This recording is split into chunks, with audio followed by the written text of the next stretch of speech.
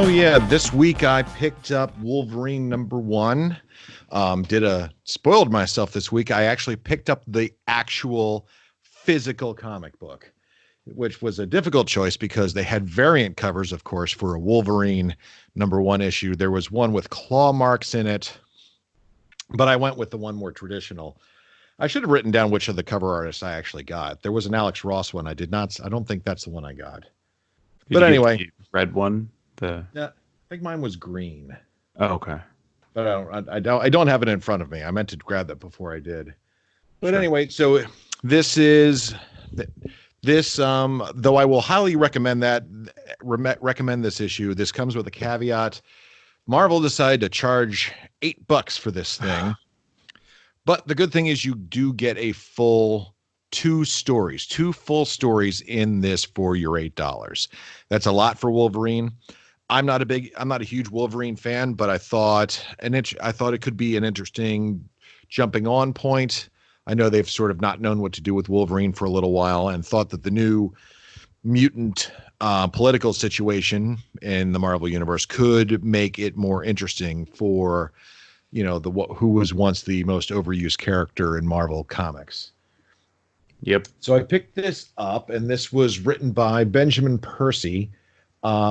I think I've read a couple. He's an author outside of comic books, but he wrote a couple issues of the Teen Titans, the most recent version of Teen Titans, with Damian heading up the Teen Titans. So I think I did read a couple issues of that. It didn't strike me, but didn't also make me go, "Oh, who's this?" So I picked it up sort of, let's give something different a try. Not different, it's pretty mainstream, but different in terms of something that's not on my normal menu. And I liked it. I liked it really quite much. It's not amazing, but it's a very solid story. There's two stories. I'll go into them kind of briefly. The first one is in the current Marvel universe, the X-Men are exporting this flower, or the pollen from a flower that grows natively in Krakoa, their island nation. And somebody's been basically creating a black market, stealing it and creating a black market for it. And they send Wolverine out to sort of track down where it's going and who's doing this. And there's also a sort of a similar character who's a detective. No, he works for the CIA, right? Yeah. So he works for the government, trying to also find out what's going on, and this sort of sets the two characters on a collision course towards each other. Really good, very tense.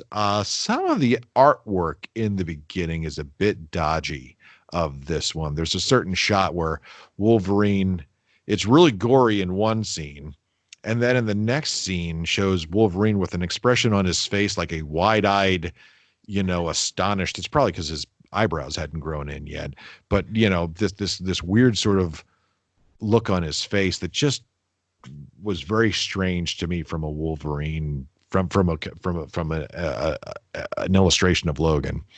Not enough to throw me off, but I'd say the artwork of the first half is not the strongest suit.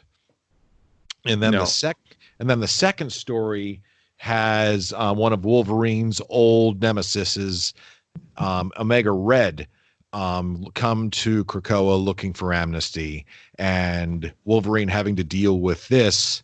He comes there basically bruised and battered, beaten up, and Wolverine has to kind of decide, with the help of everybody around him, whether this is somebody who should be helped, should be trusted, etc. And the artwork on this was much better, and the story was a lot tighter, was more what you're looking for, more the Wolverine that you think is going into the seedy places of Madripoor, and gave you that more sense of that type of Wolverine, which is one of the more interesting, probably one of the more, I think fans like that version of the character. Patch is sometimes how he's referred to in the Madripoor arena. So that seemed pretty interesting.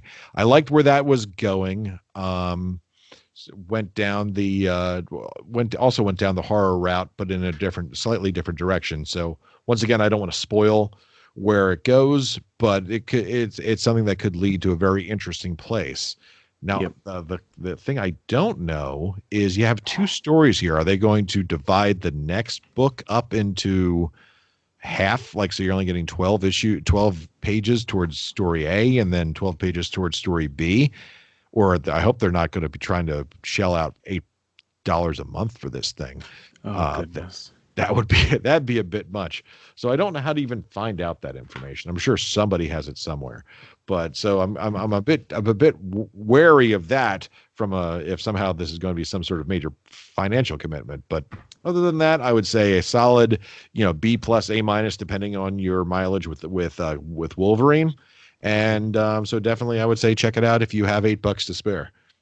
Yeah, and to further your points, so Adam Kubert does the art for the first half, and I thought it was some of the worst art I've seen. Some of like the facial art, like on close-ups, were pretty good, but whenever there was a full body, especially with like Kitty Pryde and Jean Grey, it was really bad, and it kind of took me out of the first half. But looks like I don't know what the hell was going on with that, but it was just really strange. There was Kitty nothing. Kitty Pryde was only in the first story. Is that correct? Right? Yes. Like there was one shot, and I understand that they're having Kitty Pryde be grown up. I'm not trying to make her a young teenager anymore, but there was one shot where it was so overly sexualized, where you could see the sort of the blue, like very much stretching into the upper thigh, groin area to sort of like extension. I'm like, I really thought we were over that kind of, because it was unnecessary. And, there's plenty of characters to sexualize, plenty of X-Men to sexualize. Kitty Pryde is like one of the ones you probably should, leave alone at best as possible. And it just struck me as like, why? Unnecessary. They didn't make her like, overly curvy. At least they kept those type of proportions all right. But yeah, I agree with you. It's just like Adam Kubert has always been, if I'm not getting my not Kubert. Kubert. Hopefully I'm not getting my Kuberts, because there's got to be like 3 dozen of them at this point in time, right? Yeah. But I might be getting my Kuberts correct, messed up. He's always been a bit hit or miss, if I remember correctly. Some stuff good and some stuff looks rushed. And what the heck were you thinking? Yeah, and it took me out of it for a bit, because I know what you're talking about. With Kitty Pryde, she's supposed to be like the cutesy like teen girl. Like I don't need to be, thinking of seeing her in that kind of way. But the way he was drawing her was just so hard to look at. I don't know. Maybe it was just me, but this art was really ugly. And then when we get to the second half, which is by Victor Bogdanovich, this was really a step up, as you said. Night and day. Yeah. And Omega Red pops in, and he's all battered and bruised. And this is obviously the first part of the story, so we're not spoiling anything. But it looks really cool, and Omega Red comes in, and he's just absolutely battered, and Wolverine still got his claws out, ready to kill him. It's like classic. I love it. Oh, so you're laughing at murder. Okay, Dan. Yes. I'm just like thinking about you a little differently now. No. Yep. But no, I would agree with you about the artwork. I would dare say no. I'm not. There is no real facts behind the statement I'm about to make. I don't remember Omega Red being drawn better than this since the original creation of him, who I think was by Jim Lee. So now Jim Lee's was over the top and ridiculous, but that was the style of what the X-Men was in the 90s. So that's fine. This was very realistic, very much more superhero toned down, realism. And I really dug it. It was definitely night and day. Compared to the one art style versus the other. Like this was stylized. This was very moody. You got a sense of even the color, and he's not doing the color, but I'm sure he's at least telling the colorist which way to go with it. The just the sense of tone and color to indicate, mood in the scenes. Very well done. The only thing I didn't really like is I didn't like his version of Magneto. Only shown for a short period of time, but it more has that huge helmet where like nobody would wear a helmet like 3 times the size of their face, sort of style. But I at least know what they're going for. They're trying to have him be this sort of omnipotent god, like up on the mountain figure, and who has descended down to deal with something. So I got it just fine, even though it just sort of struck me as like, okay, his face is like about like 6 inches behind where the little thing comes down across his nose. That not really functional at this point in time. Yeah, it creates its own shadow for him, so you can just see his eyes. The other really cool part, this is the last thing I'll say on it, because I did enjoy both stories.